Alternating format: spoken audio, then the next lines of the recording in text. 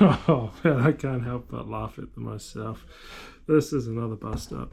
Kia ora, welcome to my channel. My name's Troy and I'm setting out to learn how to fly fish. So the challenge is to see how long it'll take an absolute beginner to catch a legal trout fly fishing.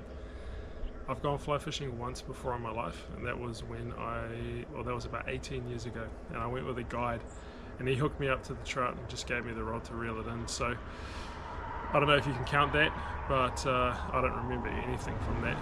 All I know about fly fishing is what I've seen in videos in passing when I've gone by someone fly fishing, and what I've read, which isn't much. So I truly am an absolute beginner here.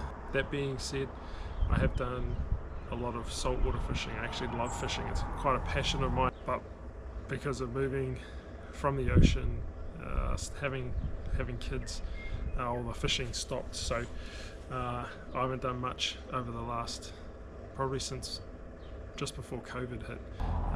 So I'm pretty comfortable around fishing gear, and I know a few knots here or there. But when it comes to fly fishing gear, I know nothing. Obviously I know that there's a rod and a reel, and there's line and leader and hooks, but again, all my experiences from saltwater fishing. I know fly fishing requires a lot of skill, or it certainly looks like it, but that's about all I know. So I'm going to be certainly learning along the way. So this is the gear I've got. I bought most of this off Temu. I wanted to go cheap, being a beginner. I didn't want to sink too much money into this without knowing I'm going to really fully commit, although I'm feeling confident that this is going to be something I take up. This rod here, that cost $34.50. The landing net there cost $17.20. Those split shot sinkers, $5.24. The line there, the green stuff, 13 or 14 bucks. I read that I should get tapered leader. I don't know if that's true or not, but yeah, that there, $4.60. And then I went into my local down Rod and Tackle. Met a really good guy down there who gave me some advice, and he told me to get these here. So don't ask me, but he suggested these. Apparently they're then for nymphing. And then a float, I think. No, an indicator, that's right. Indicator. And this, of course, the reel there. So that was the most expensive thing, and that was $50. So all up, it's cost me $148.93, so just under 150 bucks. I don't have any waders or anything like that. I'm just going to try my luck without them. But yeah, pretty happy with spending that much to get me in. I don't know how to set this up. I know I'm going to do some YouTube searching and seeing how to set this thing up.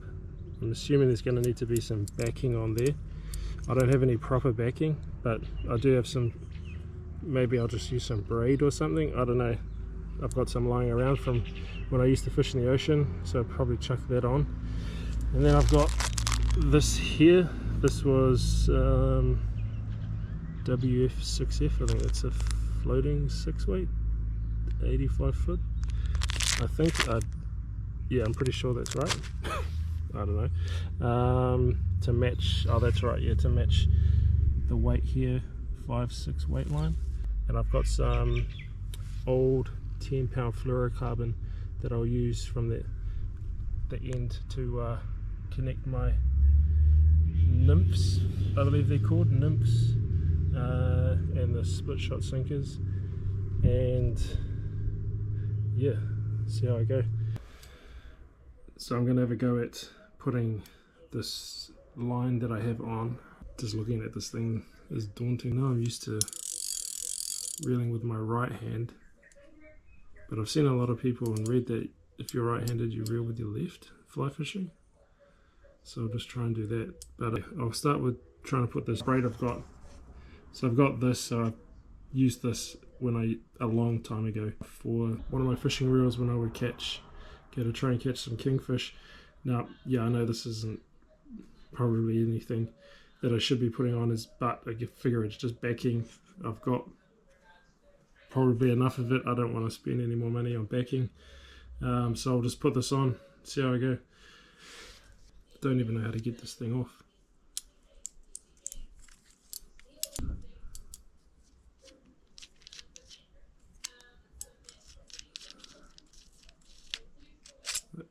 Here we go.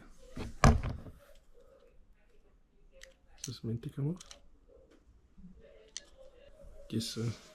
I'm just gonna go around this twice, then just chuck a uni knot. Oh, this could be a real, this could be a stuff up. This one could be a real good bust up, but yeah, anyway, I'm a beginner. Cut the tag end. Now I'm just going to try and put this backing on as even as I can. Still not sure if this is right or not, but hopefully it is.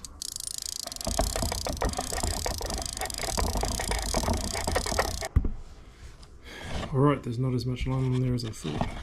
That's another bust up. So that was probably 10, maybe 20 meters, I'm not sure, but it's not a lot of backing. Alright, this might be the worst ever setup fly fishing reel. So I've got the braid to begin with, only had about 10 or 20 meters of that, and then I just chucked on some mono. Yeah, quite a horrendous, probably make a lot of experienced anglers sort of cringe. Anyway, now I'm going to connect this floating line up. I'm going to do an Albright knot, see how I go. Alright, so common sense prevailed, I think, even though this still isn't ideal. I took that mono off and I've just attached this braid that I've got to the fly line. So I've done a sort of a back-to-backish type uni there, bit of a average job, to be honest. Found it quite hard. I was going to do an Albright knot, but just found it really hard to get it to cinch up with the braid to this fly line. So yeah, that's pretty solid there. I don't think it's going to come off. We'll find out. So now I'm just going to reel it on and hopefully it lays all right. Oh man, I can't help but laugh at myself. This is another bust up. So here's the line I'm getting on. You can see I've bird nested the line itself. So what a shocker, man. Don't even think I'm going to get on the river at this stage. Alright, so I managed to get it all on. Looks pretty cool.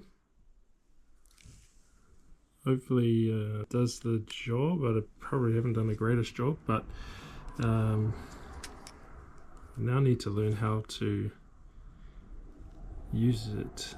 I don't know what the drag is. Yeah, that's got to be the drag, I think. Yeah, that's the drag. This is going to be super interesting.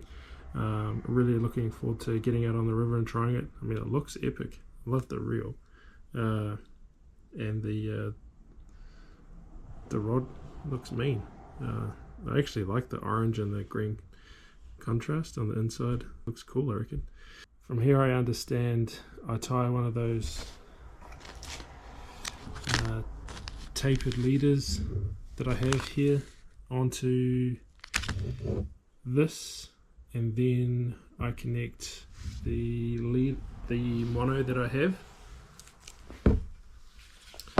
which is this stuff here I had lying around, vanished 10-pound fluorocarbon. I'm just going to attach that, and then to that I'll attach here my hooks, or my nymphs, I think they're called, flies, I don't know. So then I think I attach this indicator